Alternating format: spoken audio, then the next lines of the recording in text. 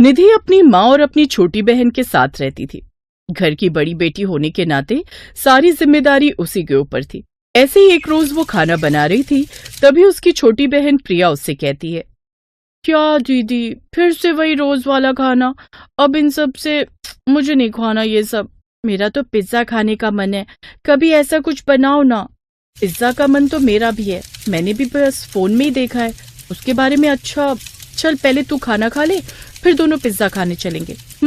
क्या दीदी, कुछ भी अपने गांव में उस कल्लू हलवाई के समोसे के अलावा और कुछ खाने को नहीं मिलता। पिज्जा तो बहुत दूर की बात है, तो जब यहाँ मिलता ही नहीं है तो क्यों जिद कर रही है? दूसरे गांव में तो मिलता है ना, चलो वहीं जाकर लेकर आते हैं। अच्छा चल, पहले तू ये खाना खा ले, तब तक मैं बाकी का सारा काम निपटा लेती हूँ, फिर हम पिज्जा खाने चलेंगे। अब वो दोनों पिज्जा खाने चली जाती हैं। वाह, सारा खाना एक तरफ और ये पिज्जा एक तरफ। अब समझ आया लोगों को ये क्यों इतना पसंद है। क्या अच्छा है इसमें, बस कुछ सब्जियां ही तो भरी हुई हैं, और यही सब्जियां मैं तुम्हें खाने को दूं तो तुम मुंह बना लेती हो, और यहाँ बड़े मजे से खा रही हो। इसमें सिर्फ सब्जी ही नहीं है, चीज भी है, तभी तो इतना अच्छा लग रहा है। आप तो वही बात बोल रही हो कि सब्जी कच्ची खाओ या बनी हुई, जानी तो पेट में ही है। अरे ऐसा पिज्जा तो मैं घर पर भी बना लूं। अरे इसमें हंसने वाली कौन सी बात है, घर में सब सब्जियां तो रहती हैं ना। अब बस मुझे अवन चाहिए, फिर देख मैं कैसे तुझे पिज्जा बनाकर खिलाती हूँ। प्रिया और निधि दोनों घर आ जाती हैं। कुछ दिन बाद वो अपनी माँ से कहकर अवन लेकर आती है, और अब यूट्यूब पर देखकर निधि पिज्जा बनाने लगती है। अब धीरे धीरे निधि को भी पिज्जा की आदत लग जाती है। ऐसे ही समय बीता। अब निधि के लिए एक घर से रिश्ता आता है। बेटी, तुम पिज्जा के अलावा और क्या क्या बना लेती हो? बना तो मैं सब लेती हूँ, लेकिन मुझे पिज्जा बनाना और खाना बहुत पसंद है। अच्छा, वैसे लड़की तो हमें पसंद आ गई, ये रिश्ता हमें मंजूर है। सबकी रजामंदी से निधि और उदित की शादी तय हो जाती है, और कुछ दिनों में निधि अपने ससुराल आ जाती है। शादी के बाद वो अपनी पहली रसोई में सबके लिए पिज्जा बनाती है। ये क्या है बहू, ये तुमने क्या बनाया है? माँ जी, पिज्जा। आपको पता है ना मुझे पिज्जा कितना पसंद है, और आप सबको भी तो अपनी बहू का टैलेंट पता होना चाहिए ना। अब खाइए। सभी अपनी बहू का बनाया हुआ पिज्जा खाते हैं, और उन्हें उसके हाथ का बना पिज्जा बड़ा पसंद आता है। ऐसे कुछ दिन बीत जाते हैं। अब निधि हर रोज ही नाश्ते में अपने ससुराल वालों को अलग अलग तरह का पिज्जा बनाकर खिलाती। अब रोज रोज पिज्जा देखकर उसकी सास को निधि पर गुस्सा आने लगता है। फिर एक दिन रसोई में, अरे बहू, आज तू कहीं फिर से मैदे की रोटी तो नहीं बना रही? माँ जी, मैंने आज चीज पिज्जा बनाया है। ओफो, ये तो हमें बीमार करके ही रहेगी। बहू, मुझे नहीं खाना ये पिज्जा, मेरे लिए तो तू सादा खाना ही बना दे। हाँ तो कोई बात नहीं, मैं आपके लिए दाल चावल बना देती हूँ। सिर्फ मेरे लिए नहीं, बल्कि सबके लिए, हम सबके लिए तू दाल चावल ही बना दे। ठीक है, फिर मैं आप सबके लिए बना देती हूँ, और मैं खुद वो पिज्जा ही खा लेती हूँ। अब निधि सबके लिए तो खाना बनाती, लेकिन अपने लिए हर वक्त वो अलग अलग तरह के पिज्जा बनाकर ही खाती। उसे कोई कितना भी समझा ले, लेकिन वो किसी की नहीं सुनती। ऐसे ही समय बीता। एक रोज निधि का पति और सास दिल्ली किसी फंक्शन के लिए गए। अब निधि घर में अकेली रही, और अब तो वो सुबह से शाम तक बस या तो पिज्जा बनाकर खाती या बाहर से मंगवा लेती। कुछ दिन बाद जब गायत्री और उदित घर वापस आते हैं, तो पिज्जा के डिब्बे देखकर हक्के बक्के रह जाते हैं। उसकी सास गुस्से से तिलमिलाते हुए कहती है, ये सब क्या है बहू, तुझे जरा भी शर्म नहीं आई क्या? जी तो चाह रहा है इस पिज्जा देवी की आरती उतारूं, पता नहीं क्या करके मानेगी ये। माँ जी, मेरे पिज्जा को लेकर आप कुछ नहीं कहोगे? अरे कमबख्त, इतने पैसे इस पिज्जा को खाने में और बनाने में फूके हैं, इतने में तो महीने भर का राशन आ जाता। अब समझ आ रहा है बेचारा मेरा बेटा क्यों दिन पर दिन गंजा होता जा रहा है।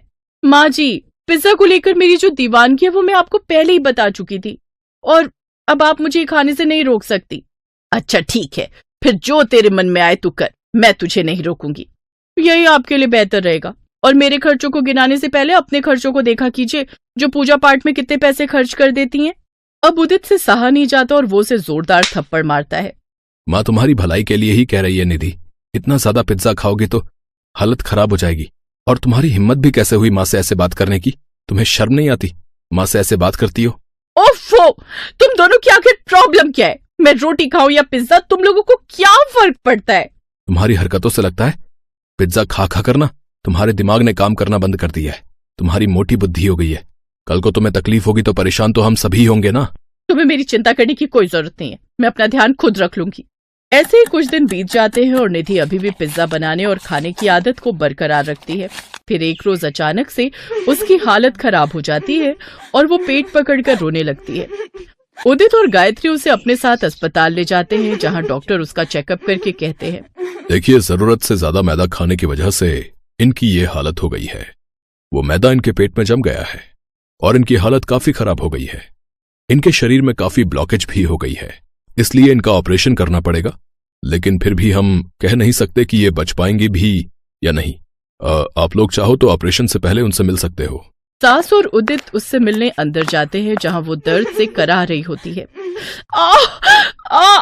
मेरे पेट में बहुत दर्द हो रहा है माँ जी। मुझे माफ कर देना जो मैंने आपकी बात नहीं मानी। मुझे लगता है मैं और नहीं जी पाऊंगी। तुम पागल हो गई हो क्या? तुम्हें कुछ नहीं होगा, तुम ठीक हो जाओगी। निधि की आंखें भर आती हैं। कुछ देर बाद डॉक्टर की टीम उसको ऑपरेशन करती है, जिससे उसकी जान बच जाती है और वो पूरी तरह से ठीक हो जाती है। उस दिन के बाद उसने हमेशा के लिए पिज्जा बनाना और खाना छोड़ दिया, और कभी मन करता भी खाने का तो वो कभी कभार साल में 1-2 बार ही खाती। इसीलिए कहते हैं किसी भी चीज की अति भी नुकसानदायक होती है। नागपुर में रतन नाम का एक आदमी अपनी पत्नी रजनी और बेटी सोमा के साथ रहता था। रतन की पिज्जा शॉप की एक छोटी सी दुकान थी, जिसमें वो पिज्जा बनाकर बेचा करता था। उसके हाथ के पिज्जा खाकर गांव में सभी उसकी जमकर तारीफ करते थे। वाह भाई, क्या स्वाद है रतन भाई। हाँ, कमाल का पिज्जा बनाते हो भैया तुम तो। भले ही तुम्हारी दुकान थोड़ी छोटी है, लेकिन सस्ते दाम होने के कारण हम गरीब भी इस पिज्जा का आनंद ले सकते हैं। हाँ, ये तो बस आप सबकी दुआएं और ऊपर वाले की मेहरबानी है, जो दाल रोटी का गुजारा निकल ही आता है। रतन अपनी छोटी सी दुकान से थोड़ी बहुत कमाई कर लेता था, जिससे वो बहुत खुश था।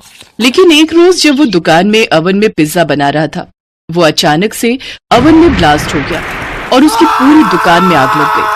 साथ ही रतन भी उस आग की चपेट में आ गया। बचाओ बचाओ! आग में झुलसने के कारण रतन के दोनों हाथ जल गए। अब उसने बिस्तर पकड़ लिया। ये क्या हो गया रजनी? मेरी तो कुछ समझ में नहीं आ रहा। अब घर कैसे चलेगा? कमरे का भाड़ा, सीमा की स्कूल की फीस और घर का खर्चा अब कैसे होगा? ना तो दुकान रही और ना ही मैं ठीक रहा। आप दुखी क्यों होते हैं जी? आपकी जान बच गई, यही हमारे लिए काफी है। और घर की चिंता आप मत कीजिए, मैं कुछ न कुछ काम ढूंढ लूंगी। रजनी ने रतन को तसल्ली देने के लिए ऐसा कह तो दिया, लेकिन सच तो ये था कि वो खुद नहीं जानती थी कि अब उसका घर कैसे चलेगा। उसने अगले दिन से काम ढूंढना शुरू कर दिया। बड़ी मुश्किल से उसे एक घर में खाना बनाने और झाड़ू पोछा करने का काम मिल गया, जिससे उसे कुछ आमदनी होने लगी। लेकिन एक रोज, रजनी, ये लो तुम्हारी पगार, अब से सारा हिसाब बराबर। अब से कल तुम काम पर मत आना, क्योंकि इनका ट्रांसफर दूसरे शहर में हो गया है और अब हम सब वहीं शिफ्ट हो रहे हैं। ये सुनकर रजनी परेशान हो गई। उसने कहीं और काम ढूंढने की बहुत कोशिश की, लेकिन उसे कहीं काम नहीं मिला। माँ, बहुत दिन हो गए पिज्जा खाए हुए। जब से बाबा की दुकान चली है तब से हमने पिज्जा खाया ही नहीं। आज मेरा मन पिज्जा खाने का कर रहा है, तुम मेरे लिए बना दो ना पिज्जा। लेकिन वो बनेगा किसमें? मशीन तो। तभी उसकी नजर रसोई में रखी बड़ी कढ़ाई में जाती है, जो उसकी माँ ने उसे दहेज में दी थी। पिज्जा? हाँ, बन जाएगा पिज्जा। रजनी जल्दी से बाजार जाती है और पिज्जा बनाने का जरूरी सामान ले आती है। फिर घर पर ही कढ़ाई में पिज्जा बनाकर तैयार करती है। उस पिज्जा को खाकर तो रतन और सोमा भी हैरान थे, क्योंकि वो तो बाजार में मिलने वाले पिज्जा से भी ज्यादा स्वादिष्ट था। रजनी अब गांव में छोटा सा ठेला लगाकर उसमें कढ़ाई पिज्जा बनाकर बेचने लगती है। उसके ठेले पर कढ़ाई पिज्जा का स्वाद चखने के लिए पहले ही दिन लोगों की भीड़ लगना शुरू हो जाती है, और कढ़ाई पिज्जा खाकर तो वो सब खुशी हो जाते हैं। वाह वाह भाई वाह, क्या स्वाद है!